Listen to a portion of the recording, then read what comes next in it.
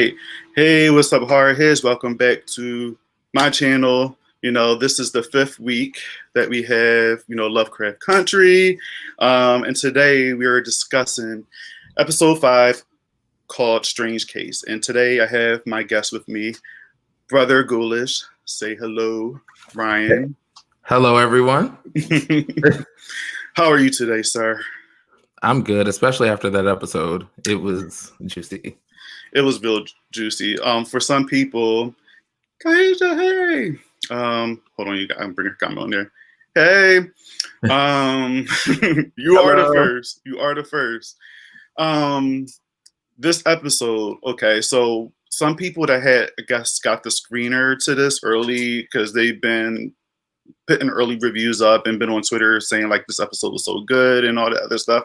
And I was low key jealous because I'm just like, all right, like y'all get to see it before us, but whatever. But this episode was actually pretty good. It did not disappoint. I was a little scared at first because I love episode 3 so much that I was just like, all right, hopefully we get something more horror or more, kind of similar to what we got in episode 3. And I will say this is kind of, I'm not going to say it's a different type of horror. I guess it's more bodily transformation, like what William said, metamorphosis, that stuff going on, change or whatever. Yeah, it was a lot. It was a lot. We have a lot of change, transformation, drag queens, and a whole bunch of fun stuff in this episode. So yeah, what do you think about this episode, Ryan? It's like you said, like all the strange, like metamorphic storylines, and I guess I was telling like my fiance when we were watching last week, I was saying, wouldn't it be funny if next episode William turns her into a white woman? Like I don't know what it. I was just being like random though. I didn't think it was actually going to happen. Yeah. And did you notice that she, like the white woman that she took the form of, looked like the Beastmaster from episode 2, the one that was like in the silo with the I can't remember what her name was. Do you know what I'm talking about? Oh, yeah, and she had the dogs and stuff like that. Yeah. And then Letty like punched her in the face when they were like trying to. It made me wonder if that was an experiment or if that was like the prototype for the spell or. Hey, what's up, Devin? Devin. It made me wonder. So is it that same lady? Because it looks just like her now that you say that. I didn't do the side by side. I think that's the same actress playing her. So it makes me wonder, like, what's going on with that? Did we already meet someone who was under the spell at Artem, or was she the prototype for the spell? Yeah, true. That was very, very interesting. Now that you say that, I was like, she kind of looked familiar, and in the back of my head, I was also saying, like, why choose this type of lady? You know? Like, why? Then I was going like, well, in back of Ruby's head, maybe that's the closest thing that she could, imagine. So that's what she turned into. But what you said makes perfect sense because I mean, William, aka somebody else, plays a part in this. And I was just say, I don't want to give it away just yet. But we talked about this last week, you, Gray, and I, and we were right. But we'll get into that. Yeah, I can't wait to get to that part. Like that's the part like my appetite is the most wet for right now. Yeah, it's that part right there. Like my mouth was open, but at the same time I kind of already knew. So I was just like, knew it. Fucking knew it. You and Gray called it. Y'all did. I mean, I hadn't really thought about it. Y'all called it. Because it was obvious, like, I mean, we'll get there. We'll get there. We'll definitely get there. But this episode, it starts off with Atticus beating the shit out of Montrose because he finds out that he got rid of the Titus pages and stuff like that. And then I think he also found out that he did something with Yahima. Yeah. So Atticus has this raging home that's like he clearly got like anger issues for a reason. Yeah. Because he was beating the shit out of Montrose. So yeah, that part right there was a little intense. But overall, this whole episode wasn't really about them. I feel like on this episode, Atticus and Letty were more like side characters, and it was more focused on Ruby, which I enjoyed because we got enough of Atticus and Letty. Well, I'm not gonna say we got enough of them because I love them together. Yeah. But with Ruby, especially with all that happened in the fourth episode, I'm happy that they focused on her on this episode, and explained a lot of stuff and to answer a couple questions. Like this show does a lot with answering certain questions, but still leaving other questions to be answered. You know what I mean?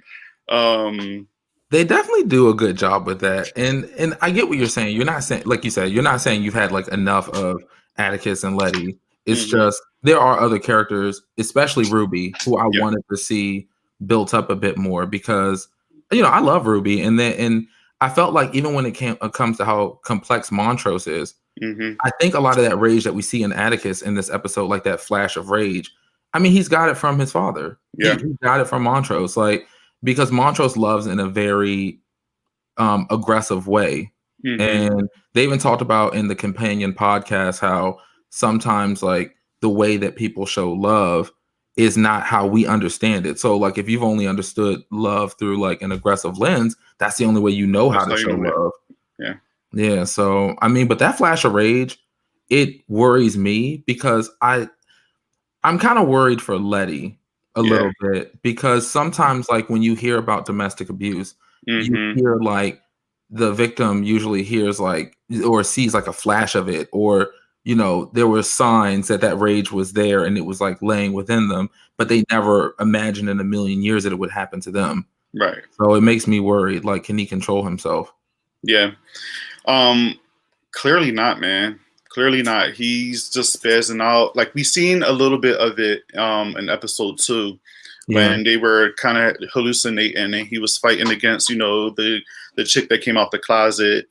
And then a little bit on episode 4 when him and Letty was arguing, there was just like some aggression there. And then definitely on this one when he was just beating Mancho's ass.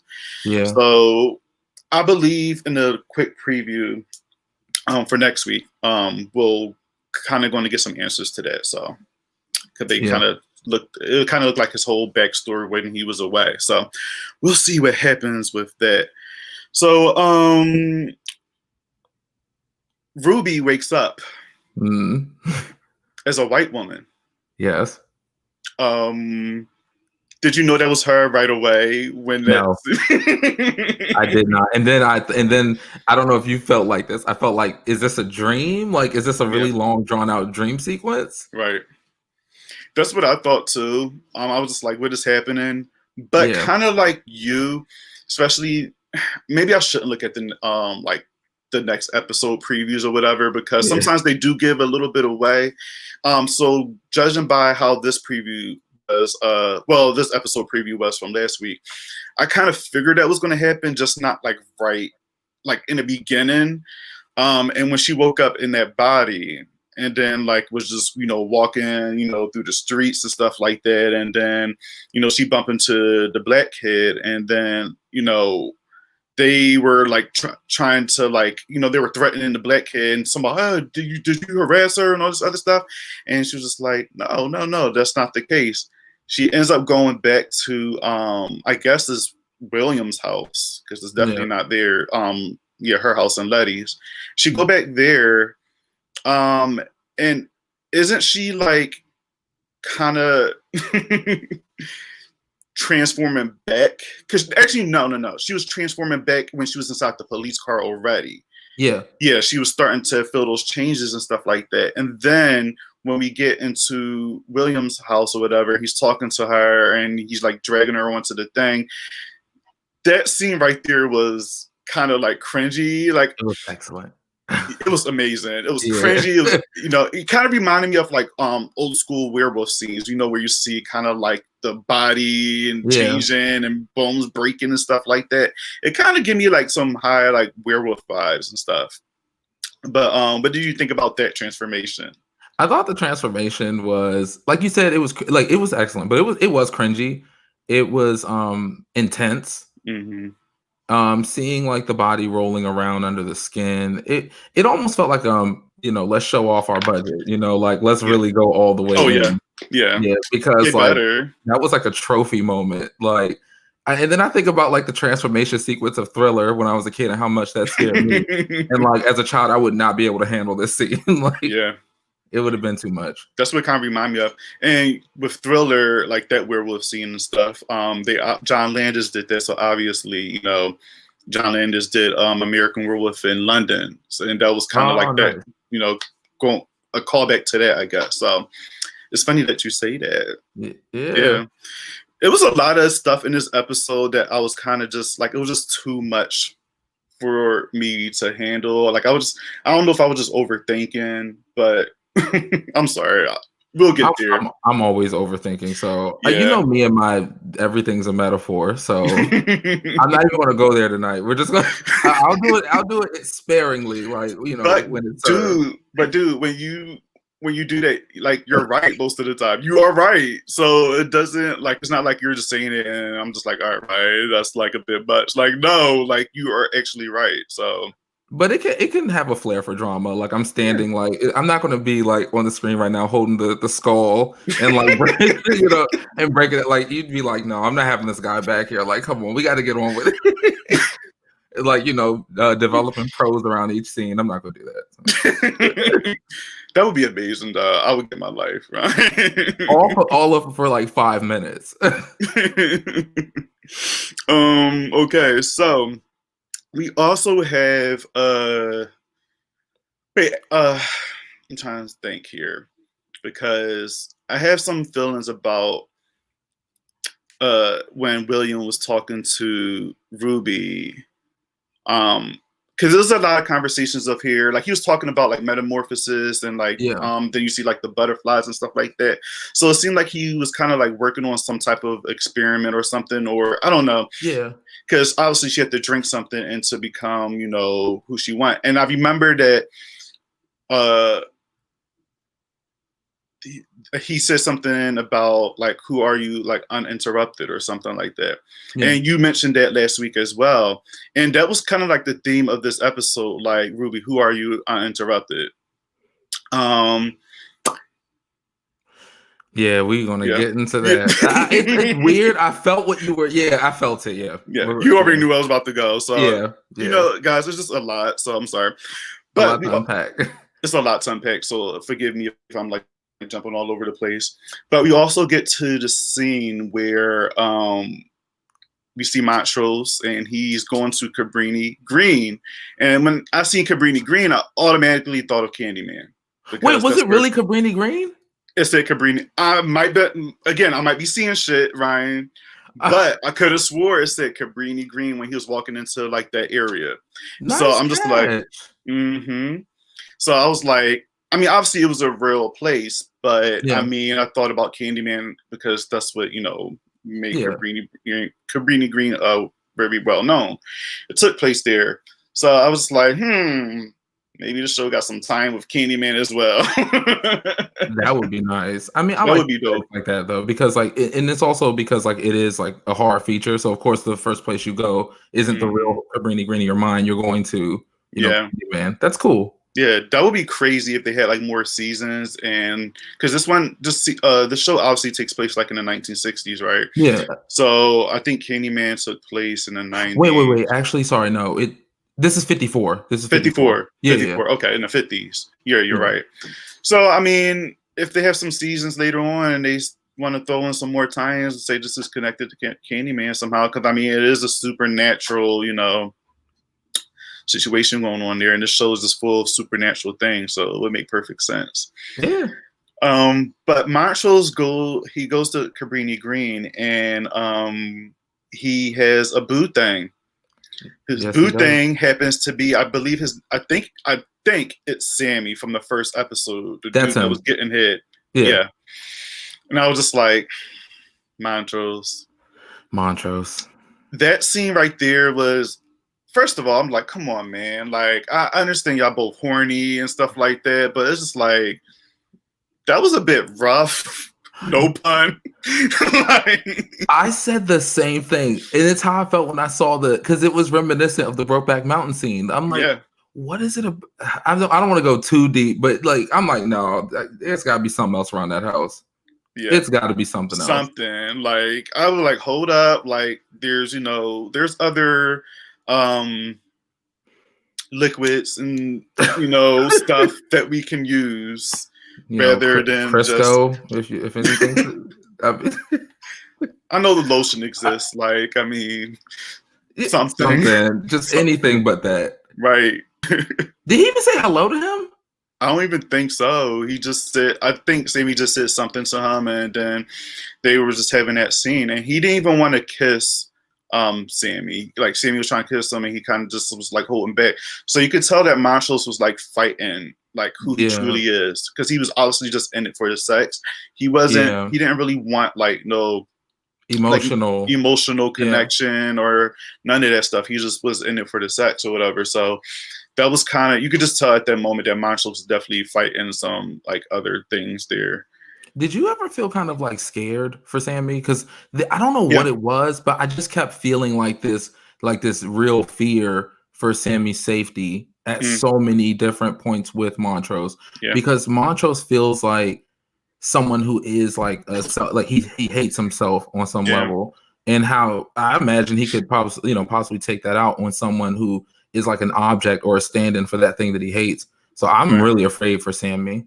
Yeah, I was too, because especially like in that moment, like usually when people, especially DL people, when they're not out, and what I've seen in like movies and kind of like documentaries and stuff, when somebody's not out and then when they get caught or or exposed, they act out in aggression. So yeah, they do.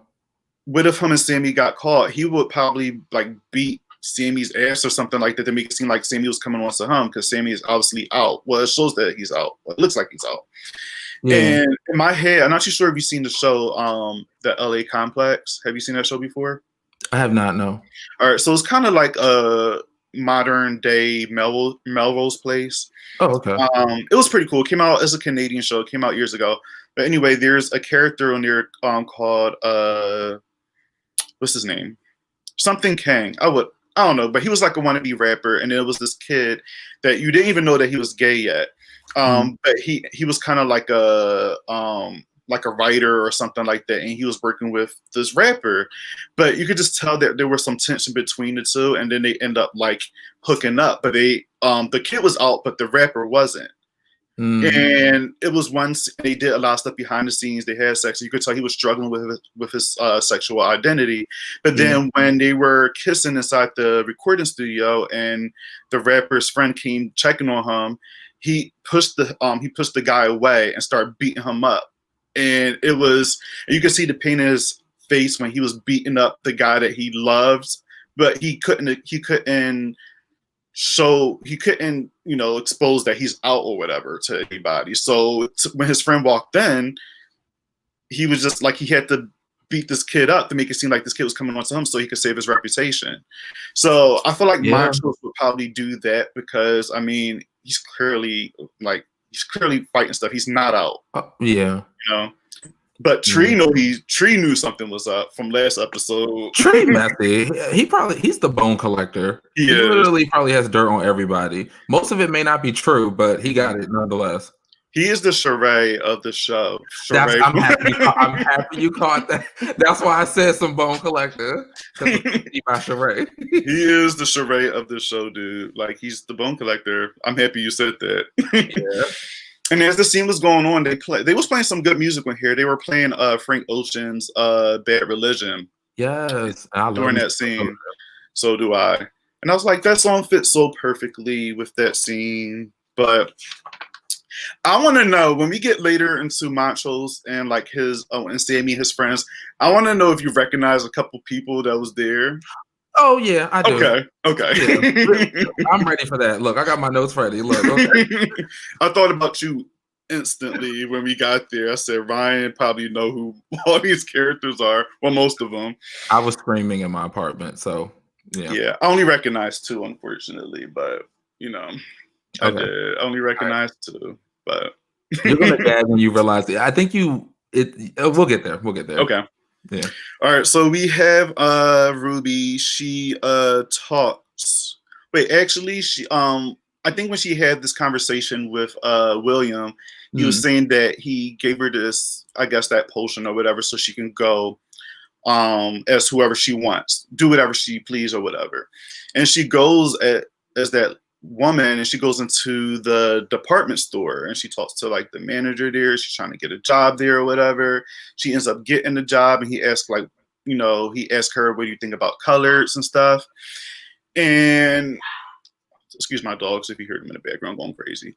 I have a fur baby too, so. But what do you think about Ruby in this scene when she's in a department store, and she's getting this job as inside white skin, and at least, well, for me, I instantly thought like, all right, she's going to use this.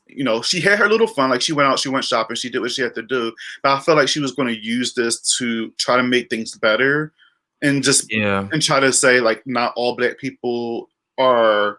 Well, first of all, black people aren't bad. What I'm talking about, but you shouldn't treat black people this way just because we are white or whatever. So I think since she had the opportunity to be inside that skin, she was going to other white people saying that so she could say like, hey, not, because I remember it was like when she was talking to those girls and they were saying like they stopped where they were about to say like the N-word or black people or whatever, and she said people.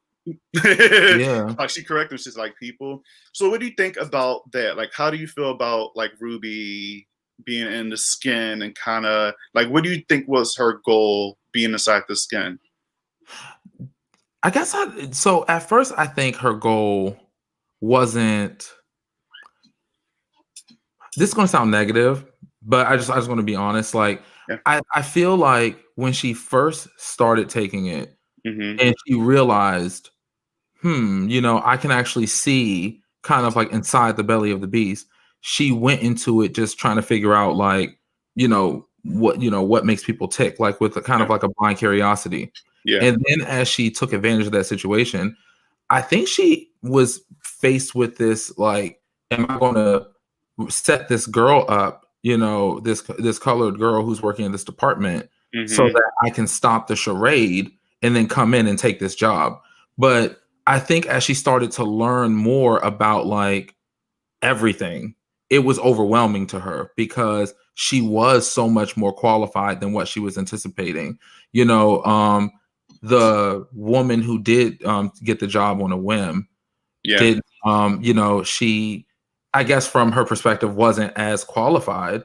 So it just was, then that, caused another conversation of like, wow, how is it that she got it over me? And then in that scene that you're talking about, where she's talking with her co-workers who are just white women, they pretty much say, they pretty much insinuate that like all black people are of the same caliber. There is no varying ranges of skill sets.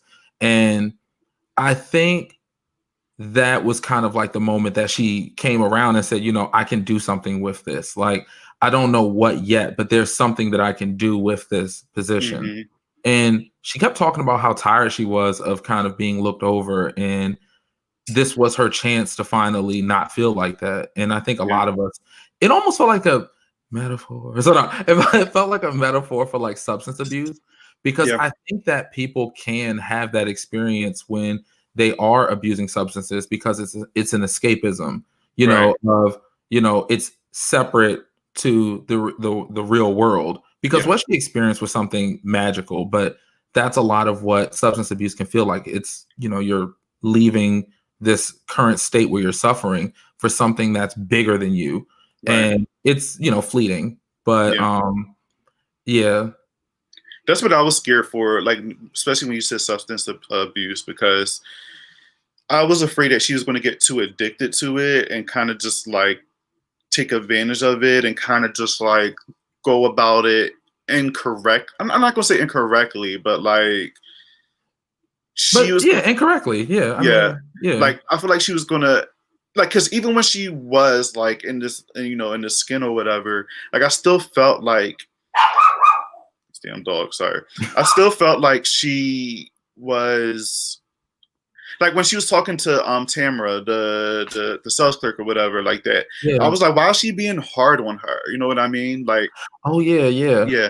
But I feel like she was doing that to say, like, I feel like she was kind of just like trying to make her be a little tough in her position. You know what I mean? Like, hey, because I felt like she was jealous a little bit, but at the same time, I feel like she want Tamara to be good. Like, all right, you're a person of color. I need you to do this, this, and this, and that to kind of like prove them that you are worthy. That's kind of just like how I took it.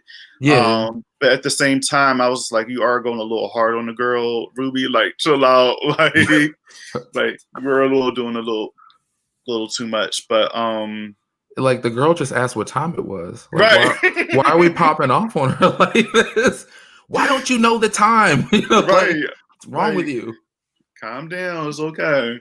Yeah, So yeah, um that was a interesting little scene there too. But then we also get to I guess she invites the white girls to like a party that, where all I guess the blacks hang out and stuff. yeah, And William pops up sitting by his car, just trying to look like a stud or whatever. I don't know. And I'm trying to think. He said something to her when they were at the car. Cause I think she was about to take it again or something like that. She was yeah, about to take that yeah. thing. Yeah, And he told her chill out on yeah, that. he told her to chill out on it or whatever. So right at that moment, I kind of thought that, all right, yeah, Ruby is probably abusing this a little too much, because if William telling you to chill out, then yeah, Yeah, doing a lot. yeah, But that's when he also asked her for a favor, because he kept saying that I want you to do me a favor. He had not like, told her until this moment. And the favor is that he wants Ruby to go into this party as herself and drop off this object into the captain's office or whatever. yeah. Do you know what that was? I don't. And I thought I missed something because I remember when, the whole plan was going through, I wasn't clear on what it was supposed to do. Yeah. Yeah, I wasn't sure. Like, I'm just like, why do William want her to, like, what is it? Is it like some type of recorder? Like, I don't know. But I guess we'll find out sooner than later, because this show always have a reason for everything. So yeah, we'll find that out. But in that scene as well, we kind of find out what is inside that closet. Because you remember last week we Finally. were. I was irritated. Me too. And like last week, we was just like, all right, what the fuck is in that closet? And we find out what it is. And it's this guy in here. I think his tongue was cut out. And then he had like these scars and stitches and stuff on him. Yeah. And Ruby's hiding in there because she heard the captain. He comes in there with like other people. And the captain is changing his shirt. And this is the part I was a little confused on. So you might have the answer to. So is he? I don't. Okay. I wish I did. No, but go ahead. So is his skin, like, was his skin black? Because at first, from when Ruby was looking through the closet door, I thought it was like fur or something. So I said, what the fuck? Is he some creature? But then when I look closer, it looked like he had like black skin. Oh, okay. Maybe that was it. But all right, well, let me ask you, what do you thought it was? Was it fur or was it black? So, okay, I thought it was bruised, like bloodied. I mean, not bloodied, but like when like for a corpse, how like the blood coagulates, so it has like that darker hue. I thought it was like that. But something, that could if be being it. black makes sense because of all the weird experiments his homeboy was doing in that mansion in the Yeah. Winthrop Manor. So maybe he was, maybe there's like a conveyor belt underneath of the house that sends body parts up to Lancaster so he can use it for his own. Yeah, because he even had like stitches like around himself too. Yeah. Like, so it's like some Frankenstein type shit. Like, Yeah. because even the dude in the closet, it's like, is he like taking people's like body parts and kind of just like exchanging and just doing? Ryan. Because I thought Lancaster was just a weirdo. Like he was Yeah, just somebody who was very power hungry. He yeah, has like a good like stake on the town, and people don't fuck with him because he has the police around him. yeah, Um, but to see kind of like a reluctance on Christina's part to just go into his study hmm, and just do a lot of this stuff herself, or just come through and just use magic to her ends, and then seeing his body, I think that's an aha moment that Lancaster is probably very powerful.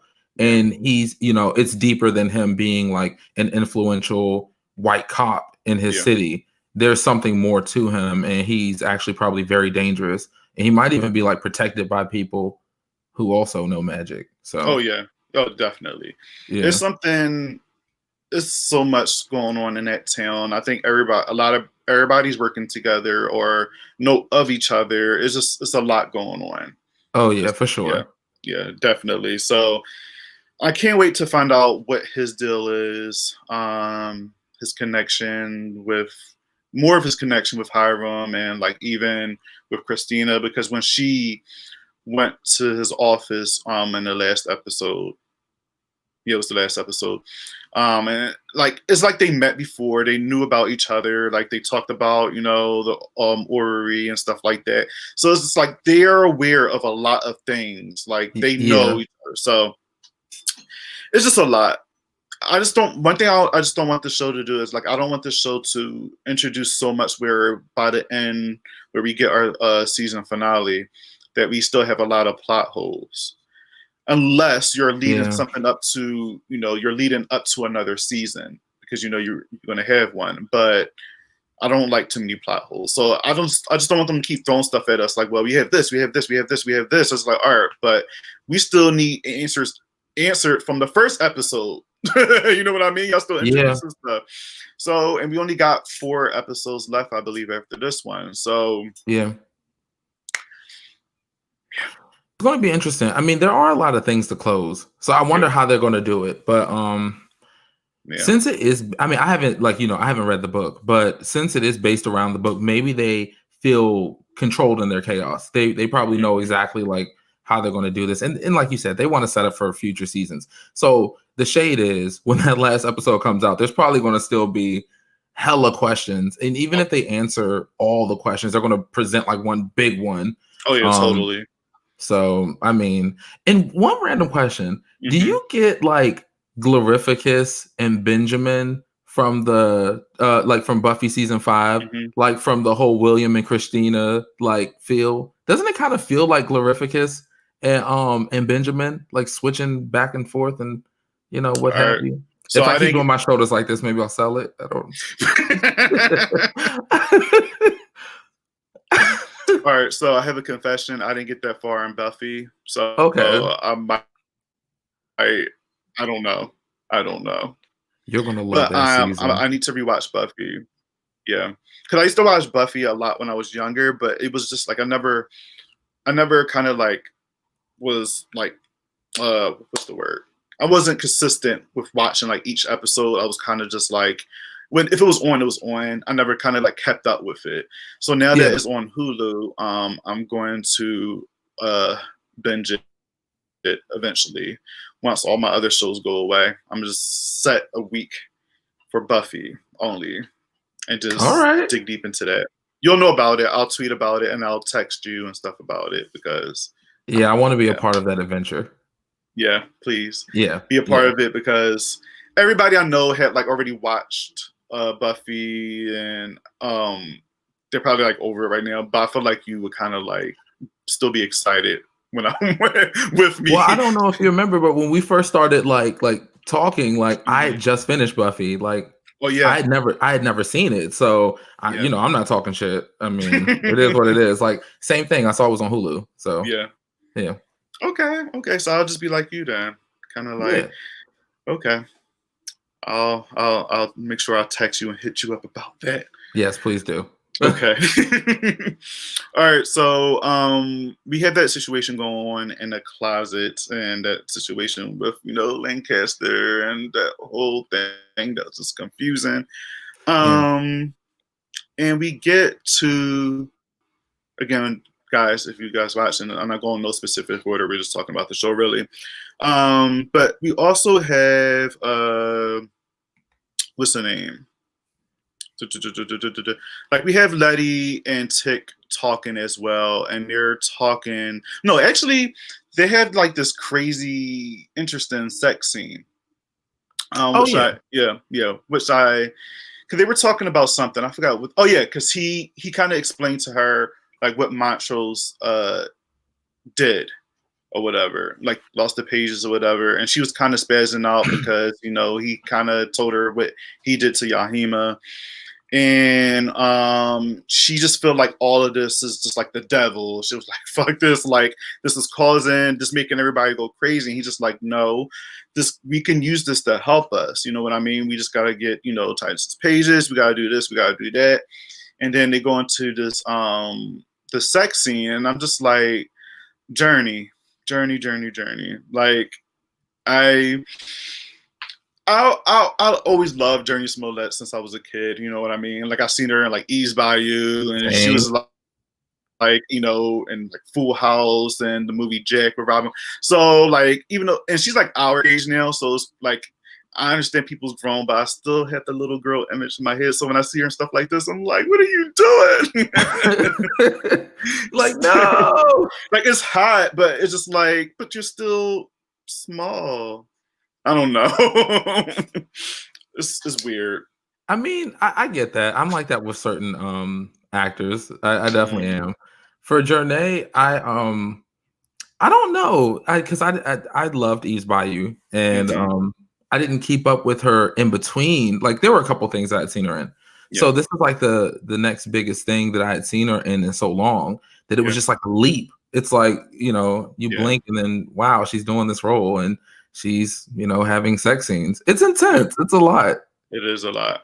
Like now that I'm thinking about it, like I did see that Tyler Perry movie that she was in, Temptation, with like Lance Gross and stuff like that, and she played. Wait, like she was in Temptation. Yeah, that was her in Temptation, the main actress. Oh my god. Okay, yeah, but go ahead. Okay. Yeah, that was her, and she did have some scenes in there too, but I have a thing with Tyler Perry movies where I kind of get annoyed, so I'm not going to get into that. But like, how did she get on the boat? Yeah. Well, I'm sorry. I'll leave it alone. I apologize. Yeah, I know what you're talking about. You're talking about that Taraji movie. Yeah. Yeah. What was it called? Alimony? No, acrimony. Lord, I didn't say alimony. But anyway. Yeah, acrimony. How the fuck did she get on the boat? That's the question, but okay. So they had that sex scene and stuff right there. And we have oh yeah, so we also have Montrose. He's out with Sammy and the Queens. He's out with I wasn't expecting that scene. Okay, yeah. I didn't expect to see. I didn't know Sammy was like a drag queen. Yeah, me neither. Yeah, and then obviously we didn't know because this was like actually our second time seeing them, but I wasn't expecting that. And when I seen that, I'm just like, oh, Montrose is really like involved with the these people in this crowd. They know who he is and stuff like that. So Tree is right. Yeah, he wasn't just being messy. He wasn't just being messy, and we had some familiar faces in this crowd of people. Yes, Ryan, who did you notice there? me. Okay, so no. So I noticed Monet Exchange from RuPaul's Drag Race. Monet. Then I noticed Shangela LaQuifa Wadley. Yep. Okay. And then I noticed Daryl Stevens, who plays Noah's Ark. Those are the three I knew. The other people looked a little familiar, but not enough for me to call them by name. Okay, so I already knew about Shangela and Daryl Stevens, and it's crazy because I didn't catch Daryl, and then I heard his voice. I'm like, that sounds like Noah. And then when they show him again, I was like, that's Noah. And my favorite episode of Noah's Ark was the drag episode. Yeah. Don't Make Me Over. I watch it once every couple of weeks. I love as cheesy as that show is, I love it so much. Yes, I love it so much. I don't even agree that it's cheesy. Like, I like how you try to slide that in there, but Ryan, Come Okay. on. All right. All It right. has it. You know what? It has its moments where it gets a little like, all right, does this really happen? But I still love that show. I watch Yeah. it, I and stand forever. yeah, I stand forever. So I did think about that drag queen episode of Noah's Ark when I seen this too, and I was just like, oh, this is amazing. Yeah. Tia Martin said, Shangela, Angela, yeah. she's a working girl. Yo, she's in everything. Shangela is like everywhere, and even though she hasn't won RuPaul Drag Race at all, right? Like, Yeah, no. and I feel like I see her more like in more movies and commercials and stuff more than any other like drag queen that was on that show. Yeah. So I said, okay, Shangela. Even when I went to go see A Star Is Born, I think she was in that with Willem. Yeah. I'm like, Shangela, you out here making your coin, girl. I love Yes. it.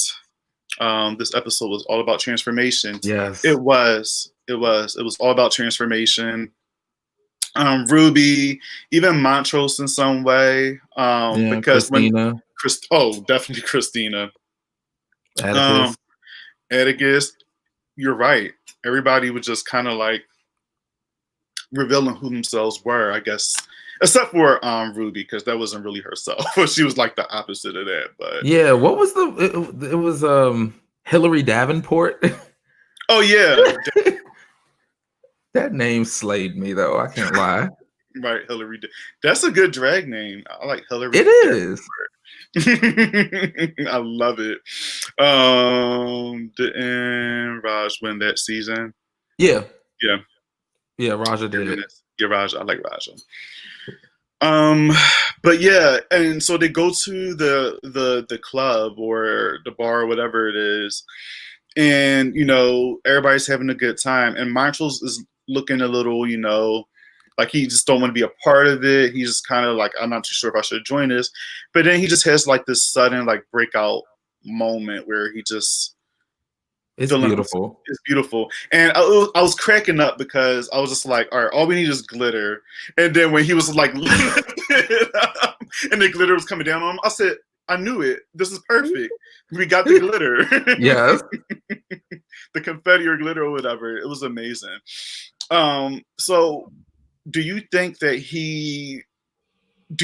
was was he just feeling good at that moment, or do you think this is like his coming out?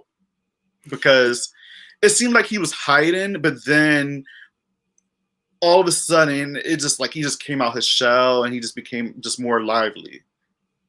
I think he was coming out for the moment. I think that because of societal pressure, it's just going to go right back to him drinking and being so aggressive and flippant with everybody because he's not happy with himself. But in that one moment, I had to think, like, was I tripping? But it felt like it was the only moment I'd ever seen Montrose actually like really smile and seem very carefree and open. And it was beautiful because I think like so I'll use myself as an example. I was gonna try to, hide it, but anyway, like the first time I ever went to like a gay bar, that's how I felt. It was just like I was like nervous to do anything. Oh yeah, same. And then like after being like at the edge, being all frigid and stuff, and just realizing everyone's here to dance and have a great time. I didn't even have a drink like that whole night. It was just electric, and I felt like Montrose felt that. And it feels like he's been there before too. I get the vibe like he's been there maybe a few times. And that's why this is who he really is. Right. Like what do you think? Like do you think it was him coming out, or do you think it was more like I agree with you. I agree. I feel like just for like that moment, like he kind of like when you brought back memories, because kind of the same here with me. Like when I first went out to like my first like club or whatever, I was kind of like, off to the side. I was kind of just like to myself. I was just being observant, just looking at stuff. I wasn't too sure how to like react or to even have fun, just because, not that I wasn't comfortable, but like I was just like, should I be a part? Like if I'm out of my element, should I be a part of this? Am I going to be judged? But it's just like, no, because everybody's out here just to have fun. It's like a non-judging place or whatever. So I feel like with Montrose, I think he just hit a moment where he just was like let me just like be free. He's hiding it in the whole entire time. He think nobody knows. And I Yeah. think at that moment right there, he's seen everybody having a good time. He sees Sammy just, just everybody being themselves. And I feel like at that moment he wanted to be himself. So that's what happened. But as soon as they leave that club, he's going to go right back to being regular old machos. Which is a shame. And I think that's a story of a lot of people. And it's not just a sexuality thing. I think so many people are just afraid to just be themselves. Oh, yeah. That they put up these fronts. And I think Montrose would have been a better father had he just been true to himself and show like Atticus what it means to just, Yeah, totally. Yeah. But at that time, I know it was hard. Especially, first of all, they're already fighting just because the color of their skin. So to be black and gay, it's probably going to be even 10 times more difficult. So 100%. Yeah. So I get it, but it's just, I don't know. I just want Montrose to eventually redeem himself by the end of this season. Because I hear people saying like, well, Montrose don't have we still don't know what his agenda is. We still don't know like what he's trying to do. Because I was talking to my friend about this because like we were introduced to Montrose in the end of episode 2. So obviously we didn't really know nothing about him. Episode 3, it was more so about Letty and her, and then when we get to episode 4, that's when we kind of see a little bit more of Montrose because he's on this adventure with Letty and Atticus, and they're trying to find like Titus's pages. So you get to learn a little bit more about him. That's how we learned that he might have some extracurricular activities and stuff. So it's slowly developing into, we're starting to see a little bit more about Montrose. But not even just about him, just all these other characters. We're starting to know more. We're getting to learn them. We're starting to know who these guys are.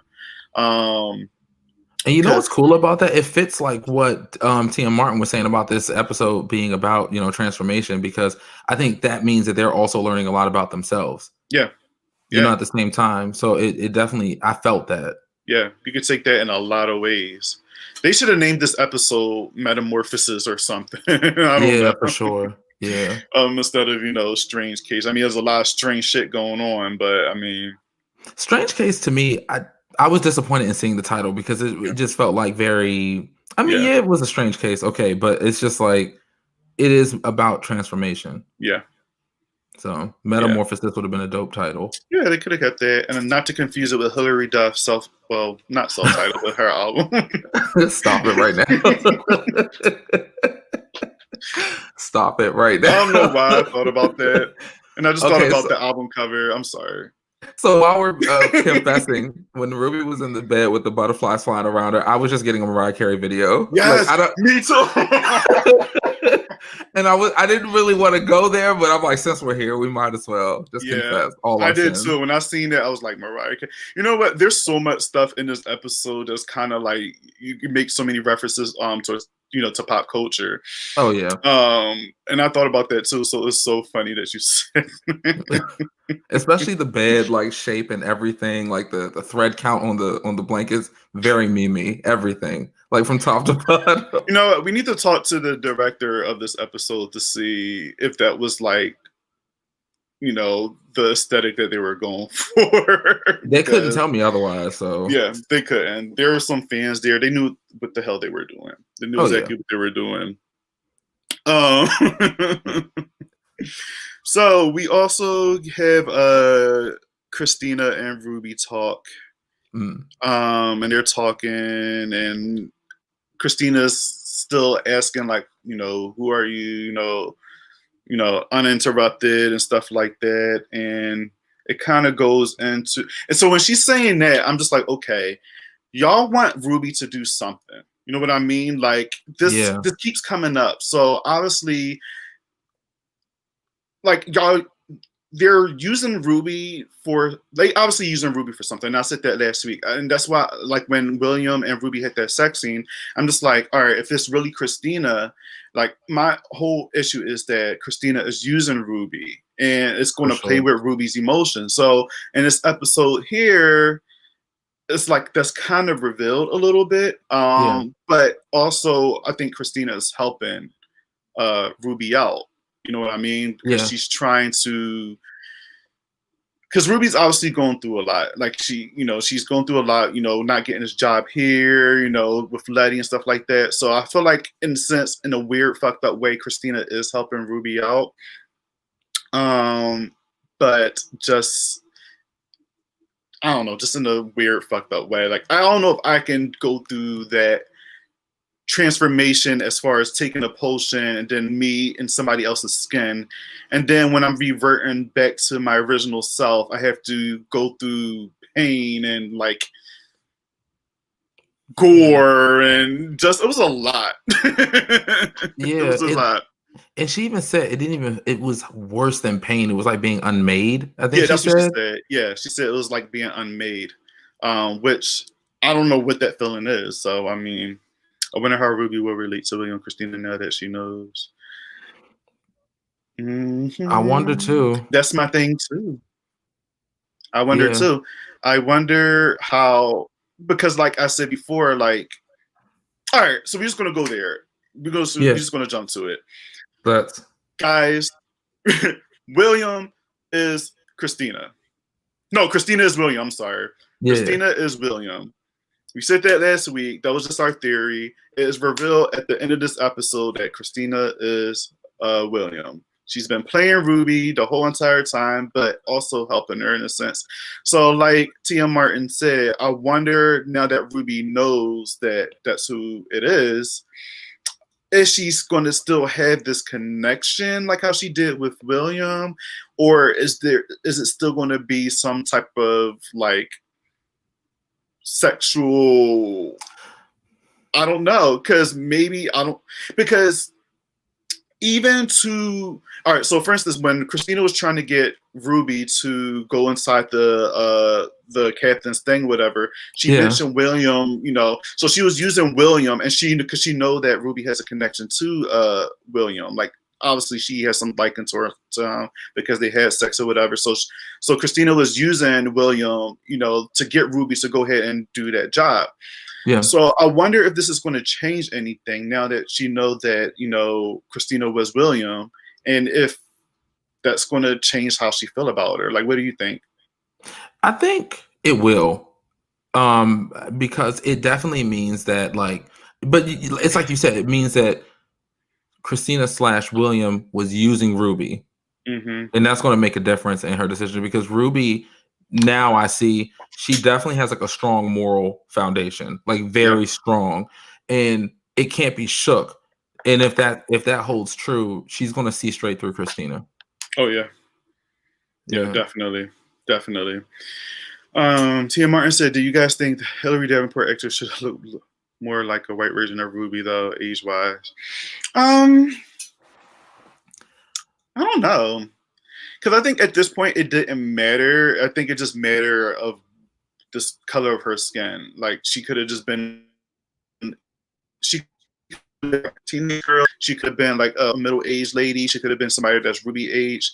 I think the whole point was just to have her go inside, go out in the public in white skin to experience that. So I don't really think it mattered by like the age or anything. I think the woman that they picked, I still think it's like a hint that because she is the same actress that's playing the Beastmaster character from the episode, the second, was that this? Yeah, it was the second episode for sure. Yeah, it was the second. Yeah. The woman who like had the whistle with the dogs, because now to me that's telling me either that was someone who had like the potion and was appearing as this person, or that woman was the prototype for this spell, and then it becomes why. Like, because we still don't really know her connection to everything. Yeah. I mean, I thought she was just a throwaway character. But seeing her like, be used again, it makes me wonder like why. The same difference with like who is William for real. Yeah. Since Christina is taking the shape of William, is this a fabricated character, or is this based on something? Like how does the spell actually work? Does it have to take from something in order to like, do stuff and stuff? Yeah, and that's why I believe like when I was like, you know what, that has to be that same character from the second one, because obviously Christina knows this character, Yes. and so she probably was just like, all right, when Ruby takes this is the character that she's going. Well, this is the woman that she's going to be. Which is an interesting choice, you know what I mean? Yeah. Because I mean, why couldn't you just be any old other like white lady that we never seen on the show at all? So it Yeah. was interesting why that character, but I guess I don't know, maybe it's something behind it as well. My question is, do you think we'll, now that we have our reveal, do you think we'll see William again? Yes. Okay. Yeah, I agree. I do think we will see William again. I'm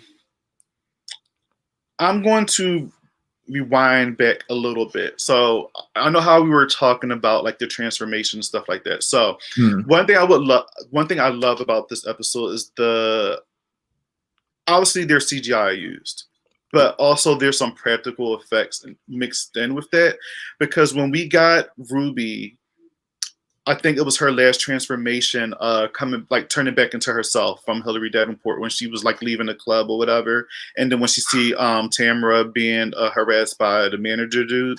Yeah. That was a long like transformation scene with her going back. Like you actually see like skin falling off of her, and like I was just like sitting there looking at it like in awe, like this is amazing. And you could just tell that it was a mix between CGI and practical effects. Like I just love when they do that, because I'm not the biggest fan of CGI unless, I mean, if you have to use CGI because obviously you can't make it work, cool. That's why I love 80s movies so much, because they made it work with the practical effects that they had.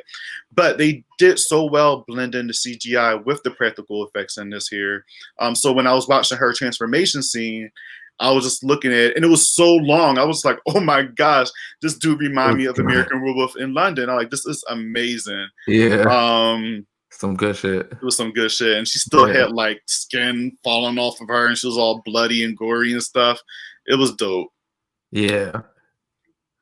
But I think that's the only way to swing it, because I think like I didn't know that you also felt the same way about CGI. That like that's literally how I feel. Sometimes like movies will overdo it, and it's just so obviously CGI that it takes you out of it. Practical effects are just stronger.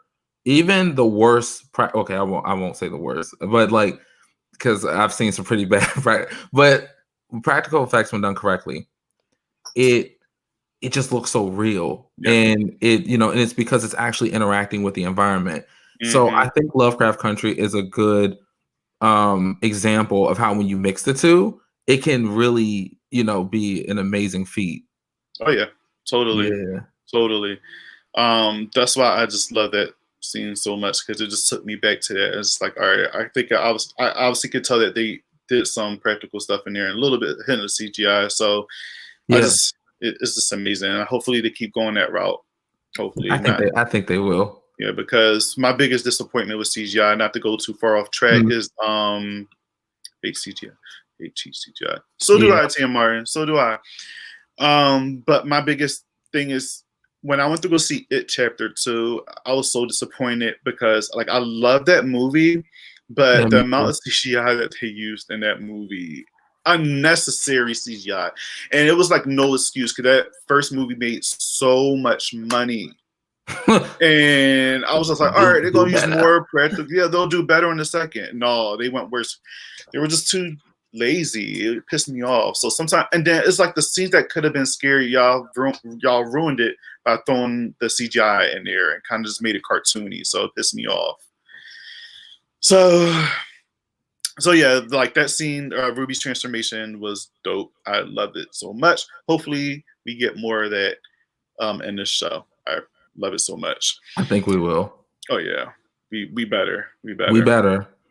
Tia Martin said, "Was that Yahima talking to Tick at the end of the phone?" I don't know. I thought it was I don't know her name. The Korean woman who they So okay, she shows up a few times. So the first time they show her, she was dressed up as the Princess of Mars coming down off of the she UFO. had the, like purple. Yeah. The second time they showed her, she came out the closet and she was fighting Atticus. Correct. Yeah. Yeah. Episode 2. and then he spoke with her on the phone once before. Oh yeah, you're right. But I I think her think that name was at is the it was, her name is I I think it can't. starts with a Gemma, James. I think it's something with a J. Jaya is Jaya, but Yeah, it's there we go. spelled J. Yeah, Yeah, that's a cute name. I like that name. I do Yeah, too. I see what they were doing. yeah, Um, I see what they did there. yeah. Oh, the Asian chick. Yeah, and it's a cool thing too. The Asian chick. Her name is Jamie in real life. Jamie Chung, I think, in real life, and she was on the Real World back in the day.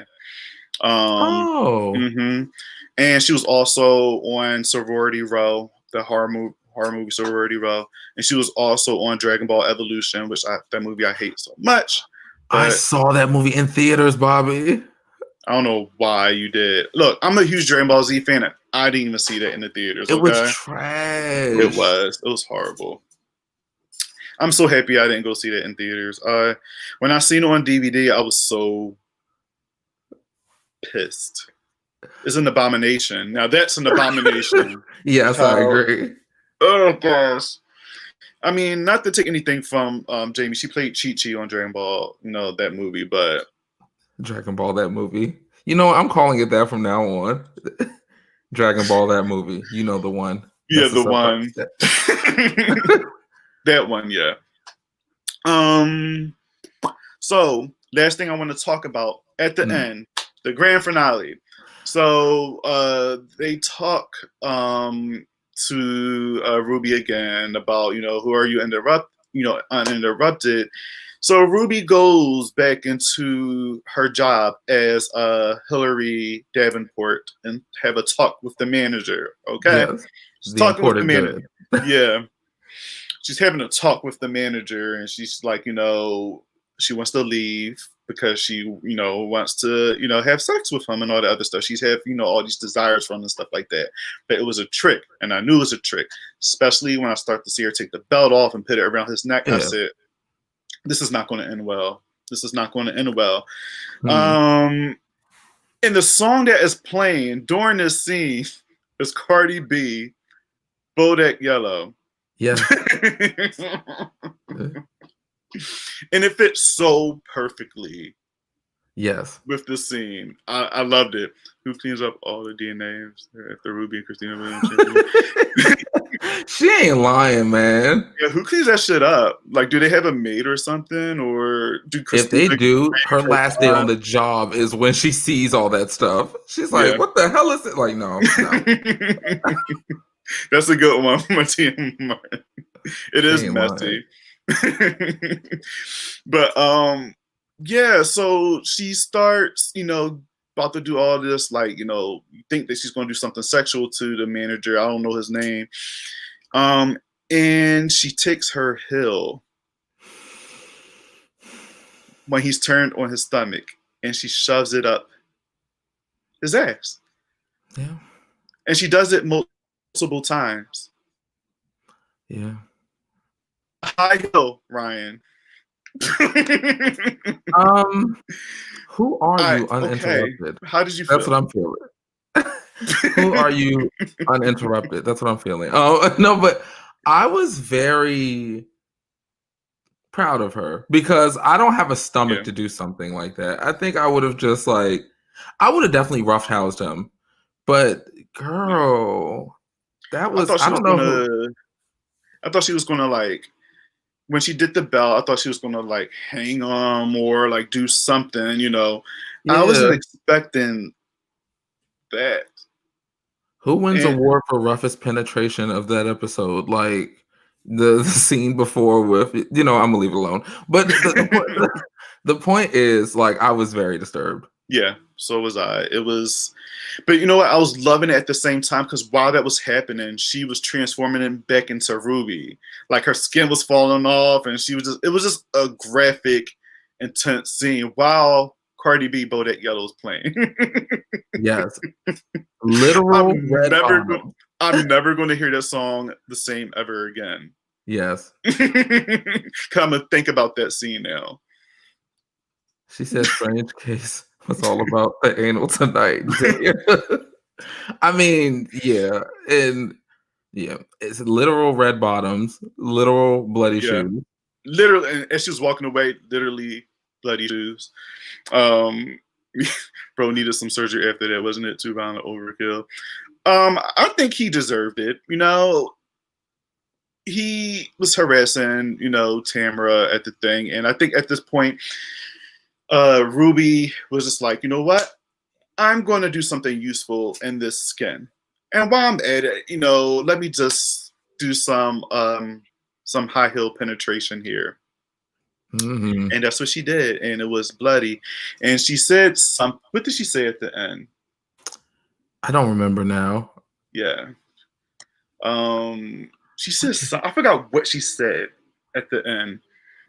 Um, Mm. I don't know if she said like you're gonna remember. I don't know. She said something. Oh, okay, I remember. You like you said, you're gonna always remember that you know what B did this to you. Yeah, Yeah. that's true. Because he yelled the N word out when he was trying to harass Tamara and she ran away, and Ruby overheard that, so she kind of used that again. You're right. Oh man, that was intense. And then after we get that scene there, we get Atticus. He gets the call. So I was confused at this part because he was going through like he was looking through something, and then it said like die or something. I'm not too sure if you caught that. Yeah. I was confused, and he got the call. Obviously, we think it's Jaya, but like I was so confused. I'm like, what's happening? But then when I watched the previews for next week, I'm just like, all right, then it had to be her. But like, I didn't like the scene. yeah, Yeah, because I'm like, same. y'all already have. If we're watching this episode and we're Hmm. watching it at this mark, you have us. We're gonna watch next episode. Yeah, I I don't. It felt very like unnecessary. yeah, Like I remember that she was saying, you shouldn't have gone back home. So clearly there was some type of that they want to follow up on. But him like going through the scribe real quick and then jumping yeah, to the phone, there wasn't enough like follow through for me to actually understand what was happening. yeah. I Me, agree with you because, like, again, this episode was mostly focused on Ruby. So when we did get to Tech and Letty, like, it wasn't enough going on, like you said, where I was following what was happening. I was kind of like confused a little bit. So yeah, um, I don't know, but like again, as a lead up to next week's episode, so I guess that's when we'll get our answers and stuff like that. But I want to know what's up with him and Jaya. I really yeah. want to know. And what caused, I mean, obviously he probably got PTSD from what he went through in the army and stuff like that. But I'm curious to know why is he so angry and like just that whole world that he was in before he came back to Chicago. So yeah, that concludes the episode 5 of Lovecraft Country. How do you feel about this episode overall, Ryan? I'm impressed because I didn't think that I could be as surprised as I ended up being surprised. Like they're doing a damn good job of bringing storylines that are like fresh and new each week. Right. Because sometimes a show gets enough momentum that you kind of anticipate where it's going. Mm-hmm. But they genuinely surprised me, and they did a damn good job with like the structure of the story. Right. So I was very impressed. I mean, I wouldn't say it's as good as my favorite episode so far, but like I'm very excited. Like, how did you feel about this episode? I liked it so far. Again, I was especially since it was focusing more on Ruby than Tick and Letty. Like again, I go back to me. I love those characters, Yes. but I wanted us to see more of Ruby and what was going on with her. And I'm happy that we got to see what was happening with her and William, and then also the reveals in this episode and just kind of you know the metaphors to what metamorphosis Yep. is throughout the whole episode. You know what I mean? Like there's a lot of transformation going on between characters in here. I just wish they utilized that a little bit more. If you're going to show Tick and Letty, maybe show something with them. But then again, I'm contradicting myself because like I wanted them to focus more on Ruby. So Ruby. yeah, but we got enough with Christina and William and Ruby, and then Yeah. all of that. So I think we're good. But so far, I was impressed. I like this episode. It's definitely not my favorite, but I enjoyed it a lot. I was impressed. I love Ruby so much. I think she's so beautiful. I love, again, my favorite part in here is just the transformation scenes when she's going back and forth between Hillary and then Ruby. Just those scenes there is just amazing. I love it so much. And the ending was great. It fits so Yeah. perfectly. So,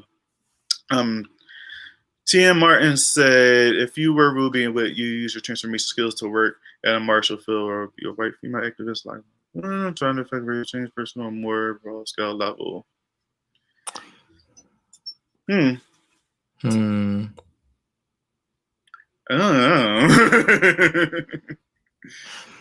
If I had an option to do the transformation, I don't even think I would do it because it would warp my sense of reality forever. Like, I wasn't surprised that Ruby's two realities were so dramatic, Yeah, like dramatically different from each other. I mean to say, right. and once you see the other side, how do you come back? And I think that's why with substance abuse, that's why sometimes that goes down, because when you're so fed up and you're so tired with the way things are, and then you flip over and you look on the other side, sometimes it's like a bummer to come back to what's reality. Right. And I'm not saying that, like, being, one race is better than being the other. It's just she was able to see how, because she had the skin that she had, she was able to not worry about the stuff that she's constantly obsessing about. Right. We're beautiful in our struggle, and it's something that she knows, but like once she goes through the other side, it becomes, addictive. Yeah, definitely. Do you think that we're going to see more of Ruby doing this? I think Like, so, unfortunately. yeah, yeah. Yeah, I feel like this is probably going to play a part somehow later on in the season where it's going to probably be used for the better, though. Maybe to be used against somebody that we don't care for. I don't know, but maybe it's going to be used for the better Yeah. rather than, I don't know. But I feel like it's going to happen again. Yeah. Two more. So I wanted more. It didn't go far enough for me on this Yeah, episode. I Yeah, agree. I agree. It didn't go far enough, but still a lot of interesting stuff on here. So I'm gonna do this every week. How would you rate the episodes now? So each episode we gonna rate Yeah. them. So what do you think? Oh, okay. So I think last week I did 3, 1, and then 4, 2. Yeah, Yeah, I think that that was was all my of order. ours. Yeah. Yeah, yeah. Okay, so then in that case, I would put this right above, right after. What was episode 4 again? That was last episode. So that Yeah. was That was after. I think that's after. I think it was Oh wait, 3, that's the Indiana 1, Jones 4. episode. So, yeah, it was that. Yeah, Oh, I Indiana don't Jones / know. Goonies. That's It was that episode. hard. You know what? I like this one a little less than that one. So I would say 3, 1, 4, 5, 2.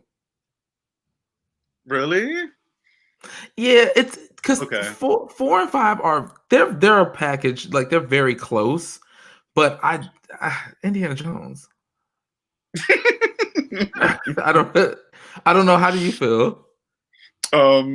That's a good. Well, my question. Duh. It's. I probably would say 3. Shit. I did join 4, so 3. I'll probably. You know what? No, 3, 1, because the first episode was just Yeah. amazing to me. So 3, 1, 4, 5, 2. I guess. So same as that was your order too, right? Yeah. Yeah. So I It guess just you're feels right. right. Yeah, it just feels right because, again, I just feel bad for putting 2 at the bottom, but I don't know. I don't know. I don't know. I just don't know. I think I just don't know. Like, because I mean, all these other episodes here, they had like some type of punch to it, like it was revealed. I mean, we got a good reveal on episode 2, like it revealed a lot, but 3, man, was just amazing. 1, obviously, the opener was great. Yeah.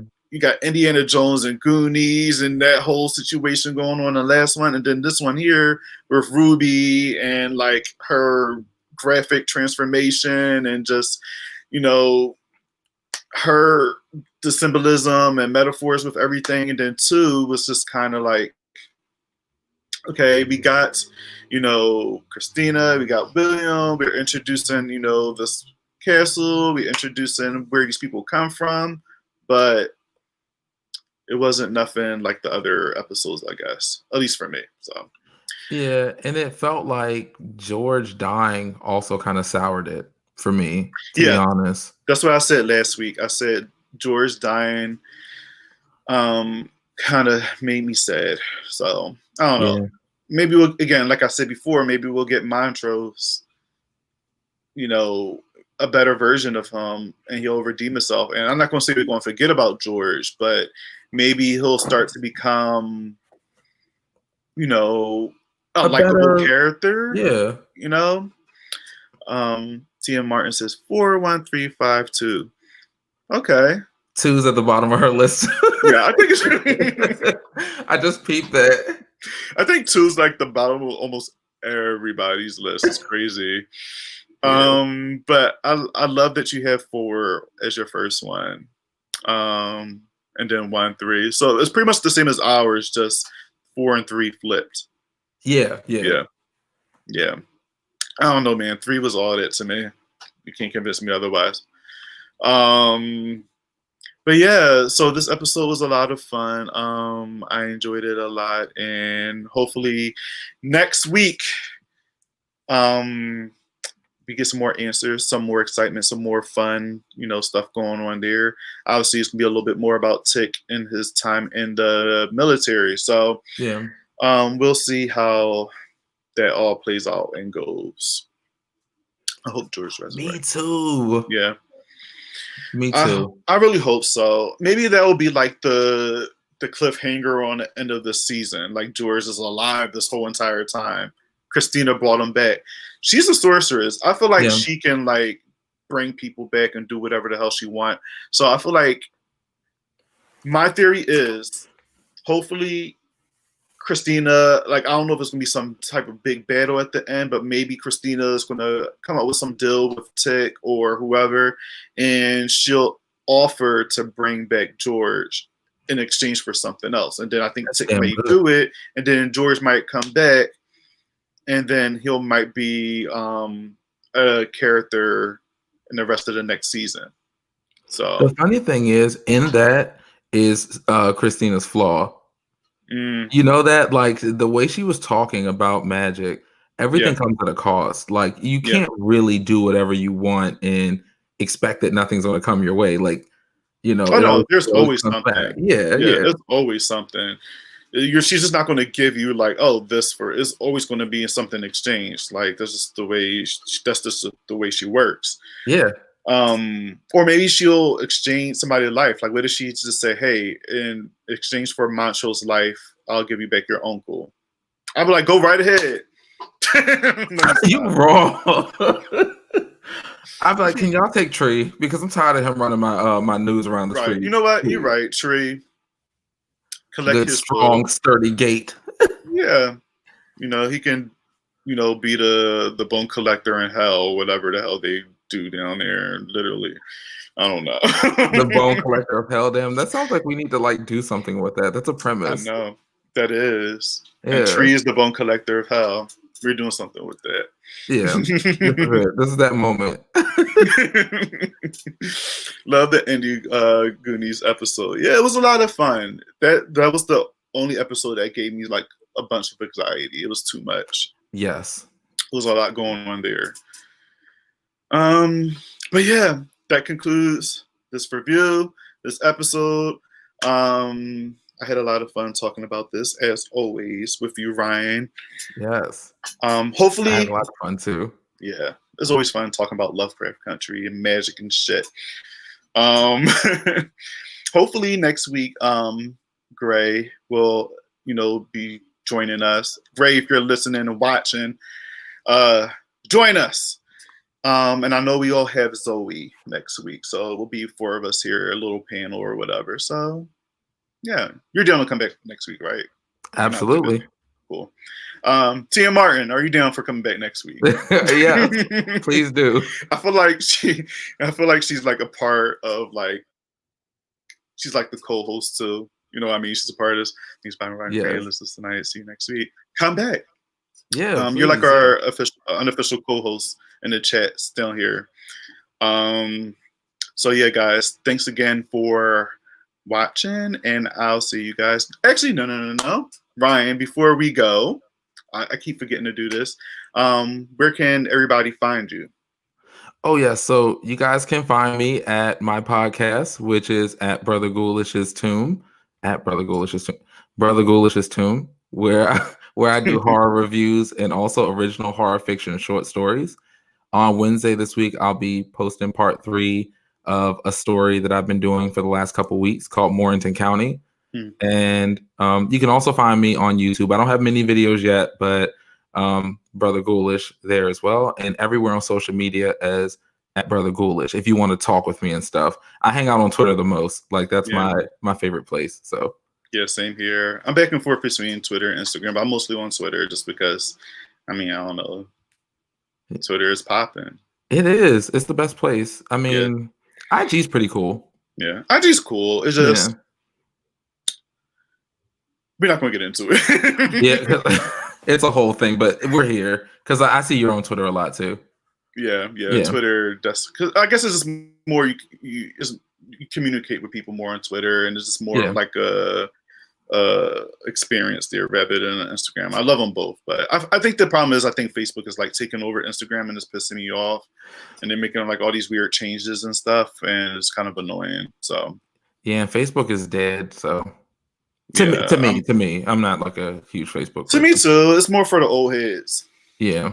They had taken over. Like my grandma's even on Facebook. Grandma, if you watching this too, I love you. But oh my God.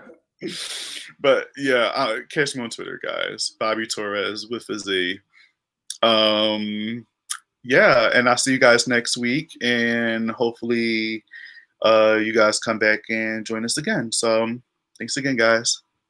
Peace out. All right, y'all.